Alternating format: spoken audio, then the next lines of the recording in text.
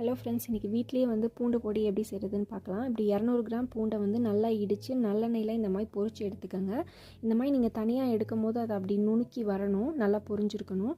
அதுக்கப்புறம் பார்த்திங்கன்னா அதே எண்ணெயில் வந்து உளுந்து நல்லா போட்டுக்கோங்க. ஒரு 3 ஸ்பூன் உளுந்து நல்லா சேர்த்து வறுத்து தனியாக எடுத்து வச்சுக்கோங்க.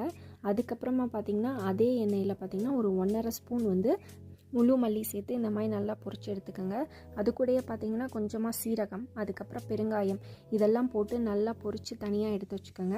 அதே எண்ணெயில் பார்த்திங்கன்னா உங்கள் காரத்துக்கு தக்கன ஒரு வரமிளகா சேர்த்து அதையும் வறுத்துக்கோங்க. இந்த மாதிரி துருவன தேங்காவையும் ட்ரை ரோஸ்ட் பண்ணி நீங்கள் மொத்தமாக மிக்ஸி ஜாரில் போட்டு தேவையான அளவு உப்பு போட்டு நீங்கள் கிரைண்ட் பண்ணி எடுத்திங்கன்னா உங்களுக்கு வந்து சூப்பரான பூண்டு பொடி வந்து ரெடி ஆயிரும். நீங்கள் இதை வந்து இட்லி, தோசை, ரைஸ் எது கூடனாலும் சேர்த்து சாப்பிட்லாம்.